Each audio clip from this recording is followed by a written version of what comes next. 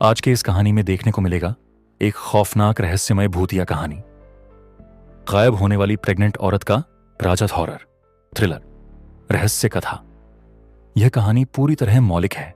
कहानी शुरू होती है उत्तर भारत के एक छोटे से कस्बे भीमरपुरदीस हरवारेत से, जहां एक अजीब और खौफनाक घटना लोगों के बीच फुसफुसाहट बनकर फैल रही थी।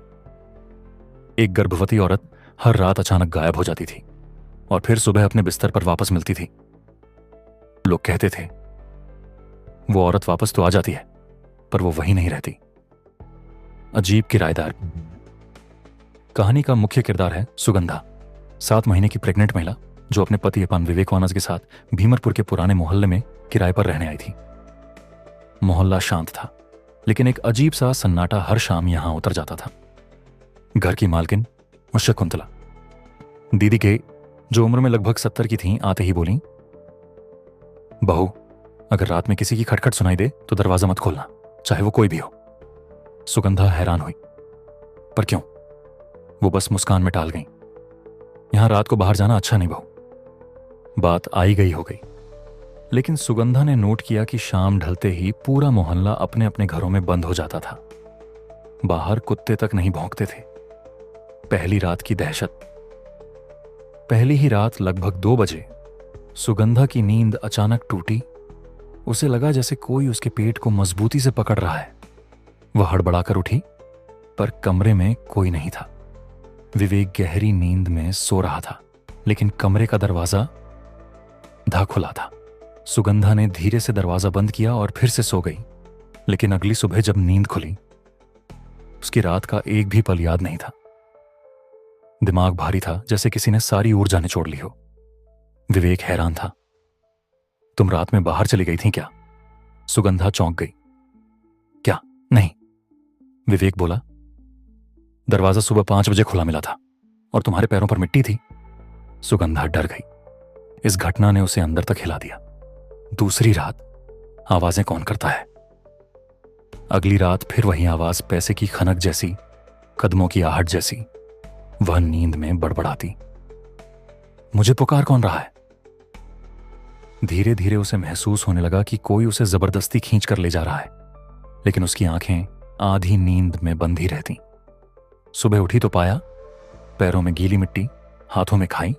तभी एक पड़ोसी औरत ने छत पर खड़े होकर आवाज लगाई, बहू, रात को नदी की तरफ गई थी, इतनी हालत क्यों खराब है?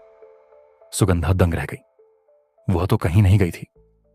रहस्य की पहली परत शकुंतला। दीदी ने उसे बैठाया और बोली, यहां हर 7वें साल एक गर्भवती औरत खुद गायब होने लगती है। कहावत है कि यहां एक अधूरी मां भटकती है, जिसे अपनी कोख का बच्चा चाहिए। सुगंधा के हाथ कांप उठे। मतलब कोई आत्मा मुझे ले जाती है? दीदी बोली, उसे गर्भ चाहिए बहू, और वो किसी मां की कोख से अपना बच्चा चुरा लेती है। सुगंधा घबरा गई। मैं यहां से चली जाऊंगी, दीदी बोली। अब तुम नहीं जा सकती। जिसने एक बार तुम पर नजर डाल दी, वो तुम्हें जाने नहीं देती। उसी रात सुगंधा को सपने में एक औरत दिखी। चेहरा जला हुआ, बाल बिखरे और पेट खाली, बिल्कुल खाली। वो सुगंधा के पास झुककर बोली, तेरा बच्चा, मेरा बच्चा। गुमशुदगी की रात। तीसरी रात सुगंधा पूरी तरह बेबस हो चुकी थी। वह जागना चाहती थी, लेकिन आंखें भारी हो जाती। वह चलना नहीं चाहती थी, लेकिन कदम खुद उठ जाते। इस बार विवेक जाग गया। उसने देखा कि सुगंधा नींद में चल रही है और घर के बाहर निकल चुकी है।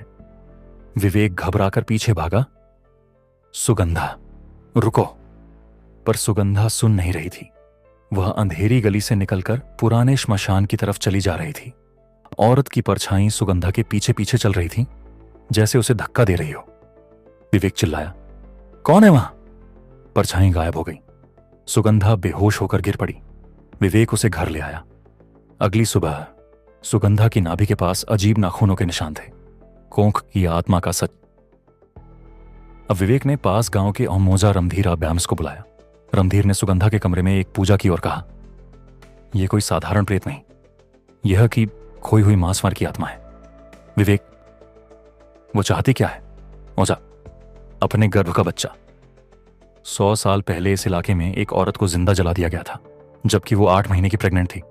तब से उसकी आत्मा हर 7वें साल उस कोख को खोजती है जो उसके बच्चे जैसी हो। सुगंधा कांप गई। तो मेरा बच्चा खतरे में है, ओझा बोला। हां, कल अमावस्या है। कल की रात बड़ी खतरनाक है। अगर वह आत्मा तुम्हारे भीतर प्रवेश कर गई तो तुम्हारा बच्चा तुम्हारा नहीं रहेगा। अमावस्या की रात है। रात काली थी, हवा बिल्कुल स्थिर और पूरा मोहल्ला सन्नाटे में। ओझा ने सुगंधा को कमरे में बैठाया। जो भी हो जाए, कमरे का दरवाजा मत खोलना। लेकिन ठीक 12 बजे दरवाजे पर खटखटाहट हुई। टुक टुक टुक। विवेक डर गया। सुगंधा ने कान बंद कर ली। बाहर से औरत की भारी आवाज आई। दरवाजा खोल मां, मैं तेरे बच्चे को लेने आई हूं। फिर अचानक दरवाजा खुद ब खुद हिलने लगा। ओझा मंत्र पढ़ता रहा, पर अचानक हवा का एक तेज झोंका आया और ओझा फर्श पर गिर पड़ा। दरवाजा टूट गया और वो औरत अंदर थी। चेहरा जला हुआ, आंखें खून से भरी और पेट खाली। वह सुगंधा की तरफ झपटी। मेरा बच्चा वापस दे दे, मां बनाम मां। सुगंधा जमीन पर गिर गई। आत्मा ने उसके पेट पर हाथ रखा तो पूरा कमरा हिलने लगा। विवेक चिल्लाया। नहीं। ओझा ने आखिरी कोशिश में एक ताबीज सुगंधा के पेट पर रख दिया। आत्मा चीखने लगी। नहीं छोड़ूंगी, ये बच्चा मेरा है। कमरा काला होने लगा, हवा बंद, मानो दीवारें पिघल रही हों। सुगंधा को लगा कि उसका बच्चा उसकी कोख से खींचा जा रहा है। उसकी चीख पूरे मोहल्ले ने सुनी। ओझा ने एक बड़ा मंत्र बोला। जो अधूरी है वो अधूरी रहे, जो जन्मा नहीं वो जन्म नहीं लेगा। अचानक आत्मा पीछे हट गई। उसका चेहरा नरम पड़ गया। वह रोते हुए बोली, मुझे मेरा बच्चा क्यों नहीं मिला? क्यों जलाया उन्होंने मुझे? फिर धीरे धीरे वह धुएं में बदलकर गायब हो गई। सच्चाई की नई परत। सबको राहत मिली कि आत्मा चली गई। सुगंधा धीरे धीरे ठीक हो रही थी, लेकिन एक बात कोई नहीं समझ पाया। उस रात सुगंधा के पेट का आकार अचानक 1 महीने बढ़ गया था। अस्पताल में डॉक्टर ने कहा, गर्भ एकदम सामान्य है, पर ऐसा लगता है कि बच्चा कई हफ्तों का एक साथ बड़ा हुआ हो।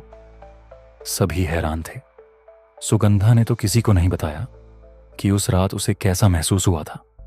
कभी कभी उसे लगता था कि उसके पेट में बच्चा हिल नहीं रहा, बल्कि नंढा किसी और की धड़कन के साथ धड़क रहा है। डिलीवरी का दिन, अंतिम रहस्य। 9 महीने बाद डिलीवरी का दिन आया।